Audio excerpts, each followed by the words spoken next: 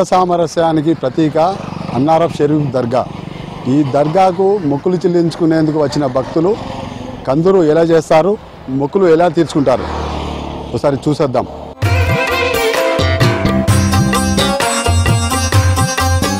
మనం ప్రస్తుతం అన్నారం షరీఫ్ దర్గాలో ఉన్నాం. ఈ దర్గాలో మతాల కులాలకు అతీతంగా కూడా భక్తులు దర్శనం చేసుకొని ఇక్కడ కందూరు నిర్వహిస్తారు. ఈ కందూరు ఎందుకు నిర్వహిస్తారు, కందూరు ప్రత్యేకత ఏంటి తెలుసుకునే ప్రయత్నిద్దాం. మనతో మాట్లాడడానికి ఈ దర్గా ముజావార్ ఉన్నారు.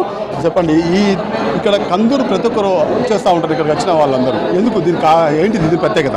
దీని ప్రత్యేకత ఏంటంటే ఇక్కడ అన్నారం షరీఫ్లో కోరుకున్న కోరికలు తప్పకుండా నెరవేరుతాయి సార్.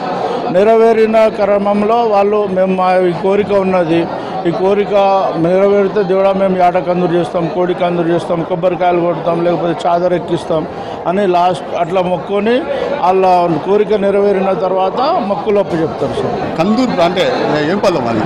కందూరు అంటే అది మన దాంట్లో ఏమంటారు అంటే, మా భాషలో ఏమంటారు అంటే నజరానా, నియాజ్ నజరానా. నియాజ్ అంటే యాటకు వస్తారు, కోడికి వస్తారు, అక్కడ కోపించి అన్నం కూర వండించి ఇక్కడ తెచ్చి సాధింపులు చేసినాక ప్రసాదం లాగా అందరూ తింటారు. ఇక్కడికి ఎక్కడి నుంచి వస్తారు? ఇక్కడ రాష్ట్ర తెలంగాణ ఆంధ్ర అనేది ఏం లేదు సార్. రాష్ట్ర నలుమూల నుంచి మొత్తం వస్తూ ఉంటారు. హైదరాబాద్ నుంచి కూడా వస్తూ ఉంటారు, చాలామంది వస్తూ ఉంటారు. మనం ప్రత్యేకంగా మీది ఎవరు అనే వాళ్ళకి అడగం కదా సార్. రాష్ట్ర నలుమూల నుంచి వస్తూ ఉంటారు చాలామంది. అంటే ప్రతి శుక్రవారం మాత్రమే భక్తులు పెద్ద ఎత్తున ఒక శుక్రవారమైనా ఇంకేమన్నా రోజుల్లో? సండే నాడు కూడా వస్తారు సార్. సండే నాడు వస్తారు, శుక్రవారం నాడు అధిక సంఖ్యలో వస్తారు. ఇక్కడ కుల మతాలకు అతీతంగా అందరూ ఆ కులం ఈ కులం అనేది ఏం లేదు సార్. అందరు కుల మతాలు అతీతంగా దర్శనం చేసుకుంటారు. కులం అనేది ఏం లేదు ఇక్కడ. అంటే భక్తులు రోజు ఎంతమంది దర్శనం? సుమారు ఇప్పుడు హెల్త్ ప్రాబ్లమ్ ఉన్నోళ్ళు మాత్రం డైలీ ఇక్కడ ఒక 500 మెంబర్స్ 11 days 21 days 41 days వాళ్ళ ప్రాబ్లంను బట్టి ఇక్కడ ఉంటా అంటారు సార్. 500 మంది నెంబర్ ఎప్పటికీ ఉంటారు. 500 మెంబర్స్ అది ఫ్లోలో వెళ్ళిపోతూ ఉంటారు, మళ్ళీ వస్తూ ఉంటారు, వెళ్ళిపోతూ ఉంటారు. అంటే వేరే వాళ్ళు వస్తారు, వెళ్ళిపోతారు. ఇక్కడ కందూరు చేసిన వాళ్ళు మాత్రం దర్శనం చేసుకుంటారు, మొక్కప్ప చెప్తారు, వాళ్ళే వెళ్ళిపోతారు.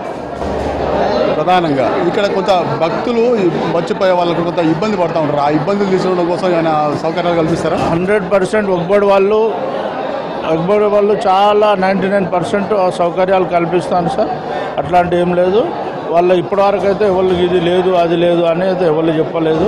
వాళ్ళు కొంచెం గొప్ప ఏమన్నా తేడా ఉన్నా కూడా అడ్జస్ట్మెంట్ అయిపోయి వెళ్ళిపోతారు. ఇక్కడ అంటే వక్ఫ్ బోర్డు అధికారులు ఇక్కడ వక్ఫ్ బోర్డు అధికారులు సూపరింటెండెంట్ ఉంటాడు, ఇన్స్పెక్టర్ ఉంటారు, వాళ్ళ ఆధ్వర్యంలో నడుస్తుంది. దీనికి ఉత్సవాలు ఏమైనా నిర్వహిస్తారా?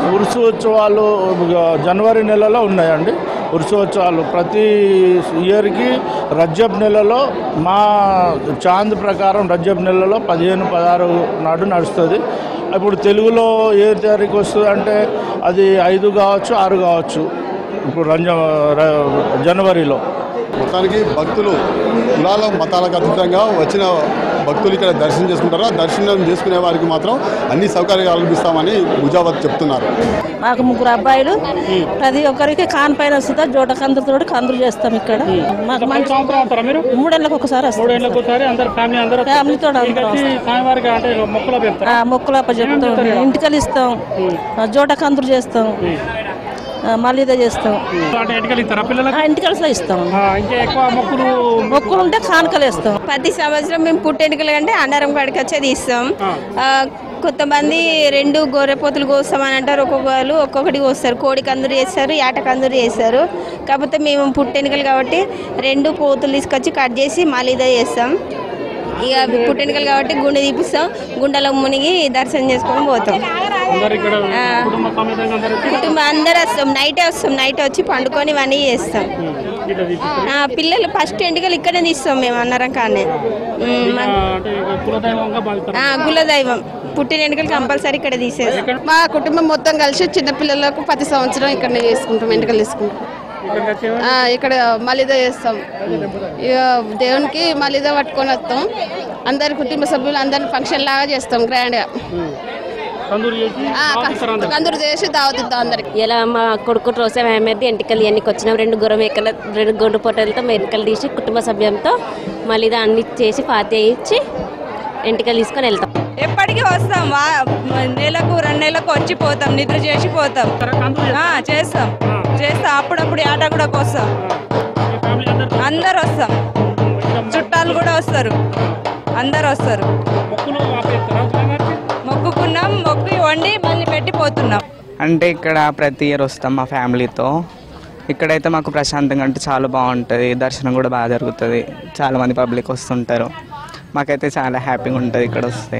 ఏం చేస్తారు ఇక్కడికి వచ్చి దర్శనం చేసుకుంటాం. ఇంకా మేకలు కోసుకునే వాళ్ళు మేకలు కోసుకుంటారు, దావ చేసుకునే వాళ్ళు దావ చేసుకుంటారు, తినడం తాగడం ఇంకా అన్నీ చేస్తారు. చాలా బాగుంది. మాకైతే ఎవ్రీ ఇయర్ వస్తాం కాబట్టి మాకైతే బాగా అనిపిస్తుంది ఇక్కడ సైడ్. ప్రతి ఇయర్ మేము ఇక్కడ అన్నారం వచ్చి తందూరి చేసి ఫ్యామిలీ మెంబర్స్ తోటి అందరితో వచ్చి ఇక్కడ చెట్ల మధ్యలో అందరు కుటుంబ సభ్యులు సంతోషంగా హ్యాపీగా చేసుకుంటాం ప్రతి ఇయర్. ఇక్కడ ఇంకా ప్రకృతి కూడా చాలా మనకు అనుకూలంగా ఉంటుంది, హ్యాపీగా ఉంటాం, అందరు సరదాగా ప్రతి ఇయర్ సంతోషంగా చేసుకొని వెళ్ళిపోతాం. ఫెసిలిటీ కూడా చాలా మనకు తగ్గట్టు అనుకూలంగా ఉన్నది. మనకు వాటర్ ఫెసిలిటీ ఉన్నది, బాత్రూమ్స్ ఇక్కడ టాయిలెట్స్ కూడా మనకు అనుకూలంగానే ఉన్నది. ఇక్కడ హ్యాపీగా ఉంది. ఆల్మోస్ట్ మనం ఎంత ఎంజాయ్ చేయాలో అంత ఎంజాయ్. కాస్ట్ రీజనబుల్గానే ఉంది ఇక్కడ. అన్నారంలో రూములు అనేవి ఉన్నాయి, కానీ వాటికన్నా చాలా ఆహ్లాదకరంగా ప్రశాంతంగా ఉండేది మామిడి తోట.